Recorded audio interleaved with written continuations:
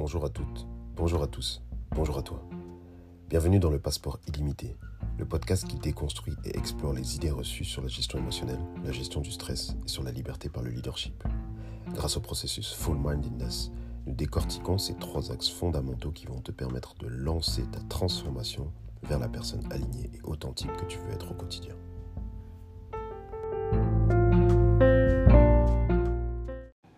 Bienvenue dans l'épisode 40, on est déjà à l'épisode 40 de la saison 1. Aujourd'hui c'est un peu particulier, je suis en train d'enregistrer dans mon espace de coworking, donc c'est assez intéressant, je change un peu d'environnement. Ça m'est arrivé quelques fois déjà, mais donc c'est toujours assez intéressant. Et j'ai envie de te parler, finaliser notre discussion sur le dialogue émotionnel intelligent. Ça va être la partie 4, dernière partie. Et aujourd'hui, j'ai envie de te donner des éléments qui vont permettre de t'aider si tu n'es pas capable de communiquer de manière non violente, notamment, par exemple, avec quelqu'un. Si tu n'es pas capable d'être dans un dialogue, simplement, parce qu'il y a des personnes qui ne veulent pas dialoguer, comment est-ce que tu peux faire pour te maintenir au centre dans le processus, maintenir ton intelligence émotionnelle en avant et réussir aussi à être bien, simplement, en fait, à avoir un état de bien-être qui reste bon, à un bon niveau, peu importe l'issue de ta conversation.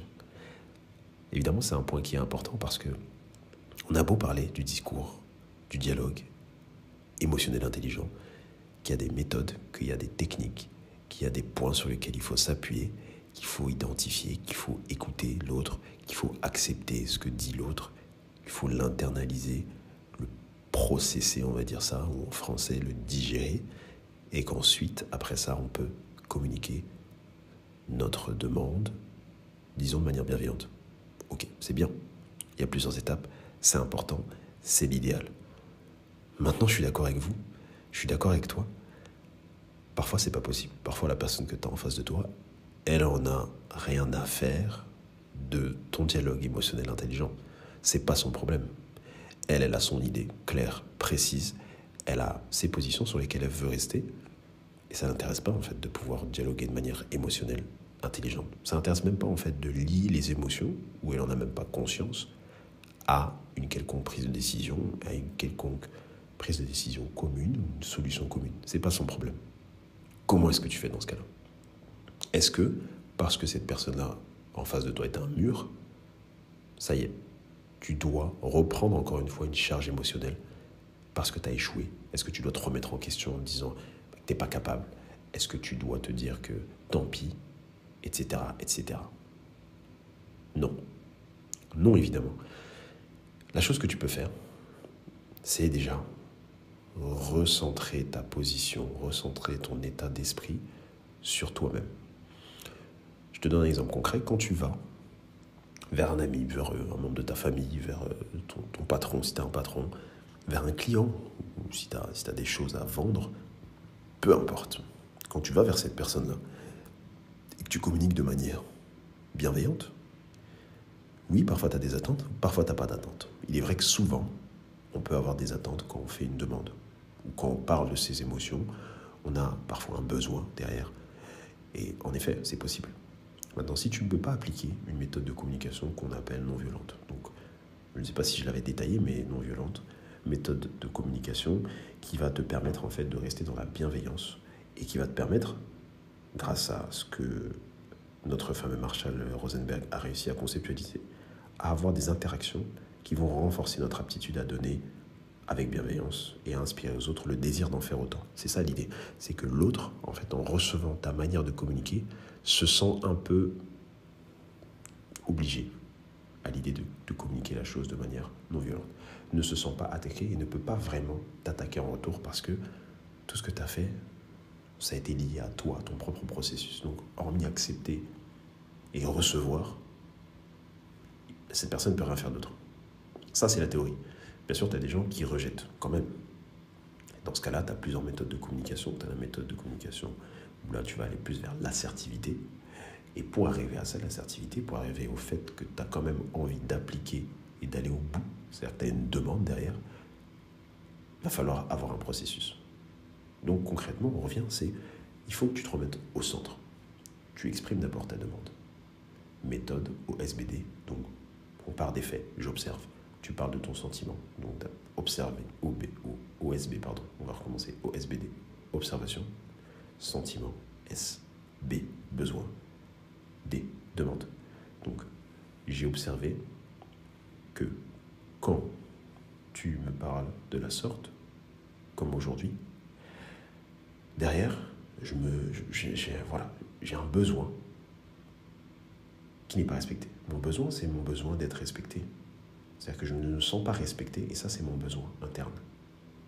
Donc, mon sentiment, c'est que en me sentant pas respecté, j'arrive pas à répondre à mon besoin de respect et je me sens pas bien.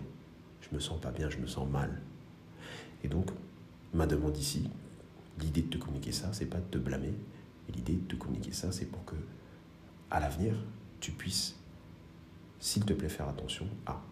C'est un exemple de méthode. Là, je l'ai fait de manière complexe. On peut faire des phrases beaucoup plus courtes et plus succinctes. Mais c'est ça l'idée. Là, on est dans de la méthode bienveillante de communication. J'ai à aucun moment incriminé l'autre. J'ai parlé de faits, j'ai parlé de mon besoin, j'ai parlé de mon ressenti et j'ai demandé quelque chose. Non, si la personne n'en a rien à faire, tu fais comment ? Il faut bien que tu puisses, toi, te protéger et toi, te remettre au centre.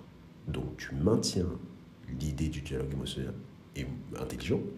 Le but n'est pas de t'énerver, le but n'est pas d'être frustré. Là, on rentre justement dans quelque chose qui n'est plus bienveillant, qui n'est plus sain. Tu finis en allant vers quelque chose qui est soit plus assertif ou non. Soit tu acceptes l'idée que c'est comme ça, cette personne n'est pas prête à recevoir, et dans ce cas-là, tu te protèges. Soit tu vas au bout de ta demande, et donc tu fais cette demande-là en sachant que si cette personne-là n'est absolument pas ouverte à l'idée d'accéder à ta demande, il y a des conséquences. Et ce n'est pas une menace, c'est simplement la réalité des choses. Si je te demande quelque chose en partant uniquement de mes besoins, de mon sentiment, et que tu n'écoutes pas, et que tu n'as pas envie, alors il y aura des conséquences potentielles, et il faut que tu le saches et que tu les acceptes. Alors dans ce cas-là, tu finis ta communication en sachant et en disant, tu sais que, à force, par exemple, cela va m'amener à ça, et donc je serai probablement amené à, parce que c'est mon besoin d'être protégé. La personne, elle est au courant, elle en fait ce qu'elle veut, mais au moins, tu es allé jusqu'au bout et toi, tu es bien dans ta communication. Pense au processus dans sa globalité. Comment est-ce que je fais pour me maintenir au centre et maintenir quelque chose qu'on peut appeler un dialogue émotionnel intelligent.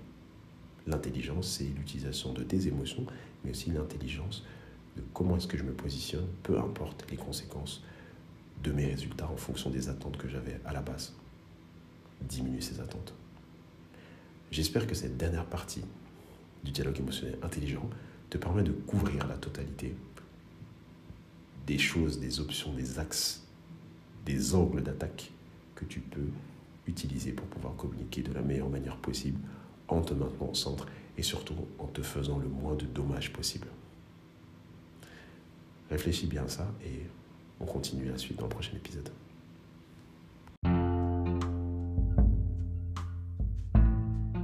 Pour nous suivre et ne rien louper de notre actualité et des services additionnels proposés, abonne-toi à @fullmindedness, FULMINDEDNES sur les réseaux sociaux. Si tu veux en savoir plus pour être accompagné, pense à réserver ton appel stratégique gratuit avec moi, avec le lien que tu peux trouver en description. Bien sûr, abonne-toi au podcast sur ta plateforme de podcast préférée en activant les notifications pour recevoir une alerte à chaque nouvel épisode.